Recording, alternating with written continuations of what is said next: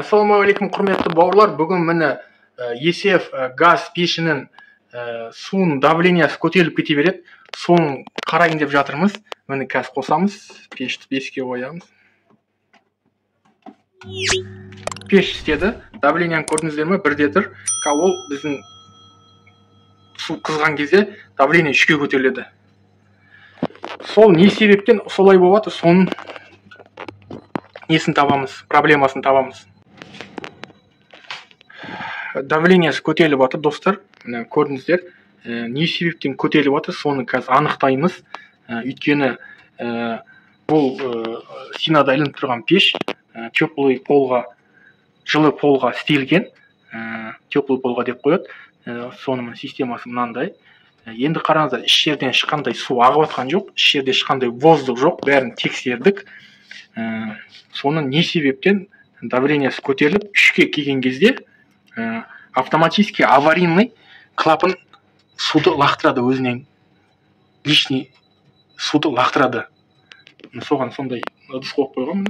Осы ыдысқа су төгіліп жатыр. Сол не себептен болып жатыр, соны анықтау керек болып жатыр. Қазір 3-ке шейін барсын. 3-те тұрғандар ма? Су істеп жатыр. Су ағып жатыр. Бұл аварийный клапан. Ешқандай неге зиян келмеу үшін пешке өз автоматически давление көтерілген кезде лишний суды шығарып жібереді, лишний давлениені. Көрдіңіздер ме? Су ағып жатыр. Міне суды шығарып жатыр. Давление 3-те тұр. Пешті өшіреміз.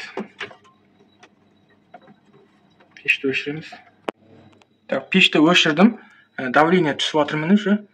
2 болайын деп қалды. Енді қараңыздар. Менде мына жақта міне астында аварийный кран бар. Суды ағызатын. Неден? Пештен ағызатын. Пештегі суды ағызамыздағы.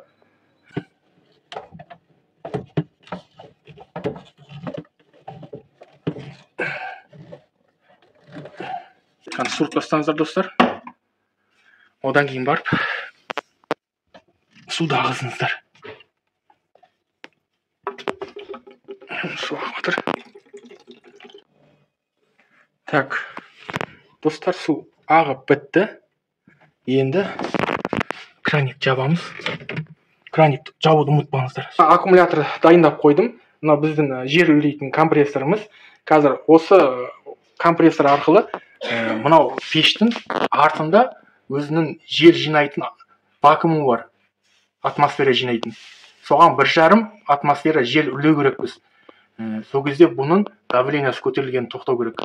Пештің ішінде судың бәрін ағызып тастадым. Ағызып тастағаннан кейін барып жерді үрлейсіздер, 1,5 атмосфера бересіздер. Қазір соны бастаймыз. Бисмилля.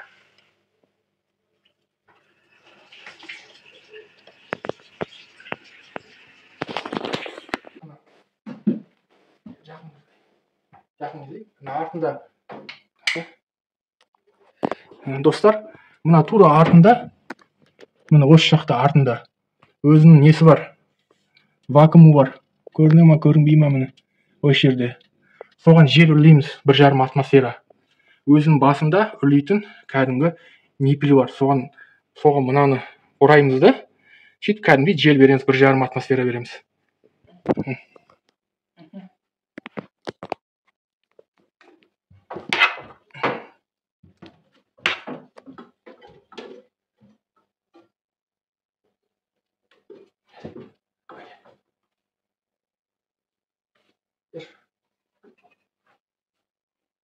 Көрініп тұр ма? Достар, бұны қатырып қойдым, шлангты. Қазір енді мынаны қосамыз.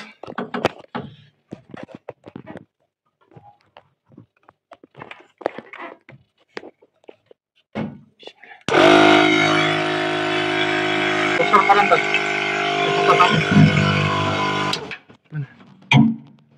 Көрсетер ма? Бір атмосферадан ұрып тұр мына жақта міне. Біздің манометр 1-де көрсетіп тұр. И мына жақта көрсетер ма? Пештің манометрін ода 1-ден атмосфераны көрсетіп тұр. Ол осы 1 атмосфера бізге жетеді. Үрлеп қойдық 1 атмосфераны. Қазір шешеміз, сосын суды жинап, қосып көреміз. Қосамыз пешті. пешті қосамыз. Суды набирать етеміз. Так, пешті қостық. Пеш істеп жатыр мына. Енді көреміз, воздухтарын қуу керек. Бәрін воздухтан шығарып, сосын бар тағы су құямыз. Мынау су, бұл іштегі воздух бар ғой, сол себептен бұл 1,5-ға көтерілді да қазір. Воздухтың бәрін шығарып болғаннан кейін тағы су береміз бұған. Сөйтіп бұл 1-ге тура келеді сағат. Атмосфера 1-1,5-ға келеді. Жай. Көрсетемін. Жел шығып жатыр. Өйстіп. Воздухтан шығарамыз. Так, нормально. Кетті воздух. Келесіне барамыз. Бұл жердікінде воздухын шығарамыз. О, нормально. Пошел су. Өйстіп бәрін айдап шығу керек. Воздухтарын. Ең үлкен жоғарғы уровень. Көрсетер ма? Жел шығып жатыр. Енді су шықты міне. Суды шығару керек. Достар, көрдіңіздер ма? Міне, істегені уже 5 минут па, 10 минут болып қалды. Әлі ешқандай давление көтерілген жоқ, әлі өз орнында тұр міне. Мен воздухтарын бәрін шығарып жатырмын қазір. Системаны айландырып. Міне достар, мынау бәрі теплополдың ребенкалары. Суын шығарып жатырмық. Воздух бар әлі, су енді ақты міне. Болды. Мына жақта тағы біреу болды. Осыны күн шығарамыз қазір. Көрді ма? Воздух бар. Воздухтың дауысын. Енді мұны су келді міне. Су енді келіп жатыр. Воздух бар. Атып жатыр воздух. Көрдіңіздер ма? Енді су келді осы жерге. Жауып қоямыз, тағы да айлансын насос. Одан кейін тағы да қосамыз. Мына теплополдың ребенкасы бар. Пешіміз 2 рет айналып, системаны 2 рет айналып, воздухтарын бәрін шығарып шықтым. Желдерін бәрін. Міне қараңыздар. Бағана бізде 1,5 мет желдерін шығарғаннан кейін міне 1-ге түсті. Ешқандай давление көтерілмеді 3-ке. Бағана бізде бірден 5 минуттың ішінде көтеріліп кеткен еді. Давление қосқаннан кейін пешті. Қазір міне уже істеп жатқанына бір 20 минуттай болды. Ешқандай пештің давлениесі көтерілмеді. Міне қараңыздар, градус 60-та тұр менде. Пеш істеп тұр, міне, көрдіңіздер ма? Ал не? Давление көтерілмеді. Бір қалыпты, бірде тұр. Бір қалыпта тұр, міне, бірде. Бір қалыпта тұр, міне, көрдіңіздер ма? Міне осы, достар, егер сіздерде бағанағындай пештің іштеріне, системаның іштеріне ешқандай су шықпай жатса, ешқандай тесік болмаса, воздухтың бәрін шығарып тексеріп болған болсаңыз, сонда да сіздің давлениеңіз көтеріліп жатқан болса, онда сөзсіз түрде пештің артындағы атмосфера жиналатын вакуумға тексеріп көріңіздер, воздух бар ма екенін. Егер жел жоқ болатын болса, сол жерге сөзсіз түрде бір атмосферада жел үрлеңіздер, сөйтіп барып, оны үрлеген кезде де бірінші системадағы пештің ішіндегі суды төгіп жібересіздер, өшіріп, одан кейін барып желді үрлейсіздер. Сол кезде ғана дұрыс болады. Міне достар, ең маңыздысы, біз оның себебін таптық, не себептен көтеріліп жатқанын, міне бәрі дұрыс істеп тұр. Енді қазір жарты сағаттай болып қалды істеп жатқанда пештің.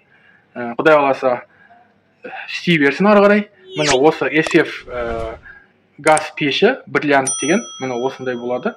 Құдай қаласа, менің видеом сіздерге ұнаған болса, лайк басып, менің каналыма тіркеліп қойыңыздар.